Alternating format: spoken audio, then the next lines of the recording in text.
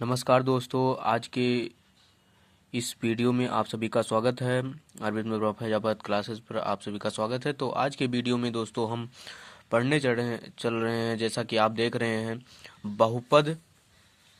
बहुपदों के महत्तम समापवर्तक। जैसा कि हम लोग इसके पहले पढ़ चुके हैं, गिनतियों का जो महत्तम हम समापवर्तक निकालते थे वो सब हम पढ़ चुके हैं, लेकिन आज हम बहुपद का महत्तम समापवर्तक पढ़ने चल रहे हैं। तो देखते हैं दोस्तों, बहुपदों का महत्तम समापवर्तक क्या होता है। देखिए दोस्तों, माना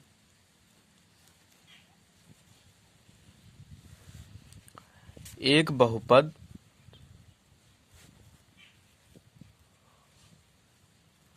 बहुपद माना एक बहुपद px तथा, इसको हम सिंबल दे रहे हैं, पहले बहुपद को px तथा दूसरा बहुपद qx हो,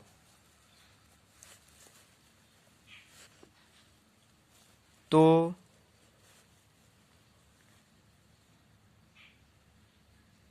इनका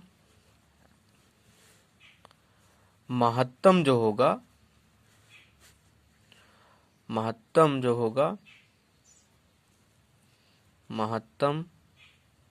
समापवर्तक जो होगा वो इन्हीं दोनों बहुपदों का गुणनखंड का एक पार्ट होता है, जो पूर्ण रूप से इनको दोनों को विभाजित करता है, वही होता है। जैसे कि पहले हम आपको एक एग्जाम्पल के माध्यम से इसको हम समझाते हैं। पहले ध्यान दीजिए, px मान लीजिए लिखा है x³ -8, वहीं qx जो है वो लिख दिया गया x² -4। तो ये यहाँ क्या होगा, इसका आपको कह दिया गया महत्तम समापवर्तक निकालिए, महत्तम ज्ञात करने के लिए कह दिया गया। तो आपको कुछ करना नहीं है, ध्यान दीजिए, px जो है यहाँ x³ -2 का क्यूब इसे लिख सकते हैं। यहाँ a³ -b³ का सूत्र लग जाएगा। a³ -b³ बराबर होता है a - b, और एक ब्रैकेट में होता है x² प्लस y² यानी 4 प्लस xy यानी 2x, ये हो जाएगा।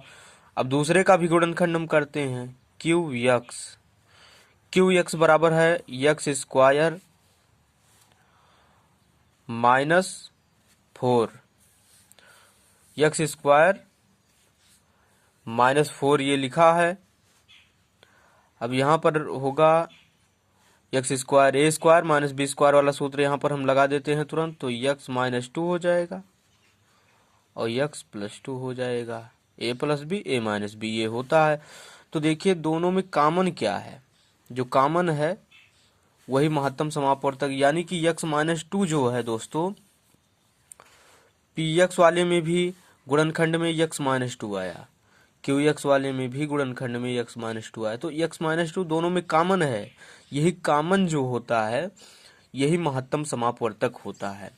ये कॉमन पार्ट जो है, इससे पता चल रहा है कि x - 2 से यदि इस को हम बहुपद को डिवाइड करें तो पूर्ण रूप से ये विभाजित हो जाएगा, या ऊपर वाले को भी x - 2 से हम डिवाइड करें तो पूर्ण रूप से, तो विभाजक होता है। जो महत्तम समापवर्तक होता है वो दो बहुपदों का पूर्ण रूप से विभाजक होता है।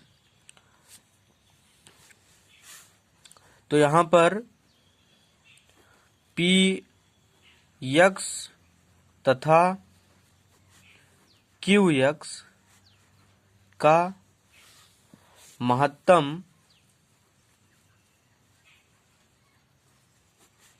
समापवर्तक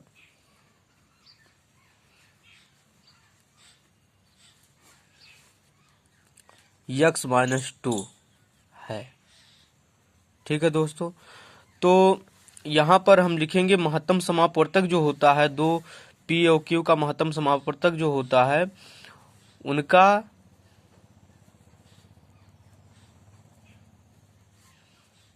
पूर्ण विभाजक होता है, पूर्ण विभाजक होता है। ठीक है, ये इसकी डिफिनेशन है। आप लोग समझ गए होंगे दोस्तों, जहां तक मैं उम्मीद करता हूं आप लोगों को समझ में आ गया होगा कि मैं क्या कह रहा हूं। अगला ध्यान दीजिएगा, एक और सवाल हम लेते हैं आपके सामने, दूसरा सवाल, जिससे आपको और क्लियर हो जाए। दूसरा सवाल हम लेते हैं, जैसे आसान सा सवाल है। एक हमने ले लिया 8x(y)² z³ और एक और है 12x² y³ z⁴। ये दो दिए हैं बहु। अब इनको कहा जा रहा है कि इनका जो है, तो इसमें ध्यान देने की योग बात है, 8 और 4 को पूर्ण रूप से विभाजित कर कौन सकता है? 8 और 4 को पूर्ण रूप से केवल 4 ऐसा है जो दोनों को पूर्ण रूप से, तो 4 पहले हो जाएगा। ठीक है, x² तो केवल x ही ले सकते हैं, क्योंकि यदि x² हम लेते हैं तो आप इसमें आपको मिलेगा कि ये तो x² से कट जाएगा, बट ये इसमें एक x इनवर्स के रूप में वो बच जाएगा, तो इसलिए हम x नहीं लेंगे, यहाँ पर वो x² नहीं लेंगे, x ही लेंगे। x हो गया, y² यहाँ है, y³ है, यानी कि y³ है, उससे सबसे अधिक घात वाला से कम ही लेंगे, क्योंकि सबसे कम घात वाला ही हम देखेंगे सबसे पहले, सबसे कम घात वाला, क्योंकि दोनों बहुपदों को हमको देखना है कि दोनों को पूर्ण रूप से हमको डिवाइड कराना है, तो इसलिए y² यहाँ लेंगे।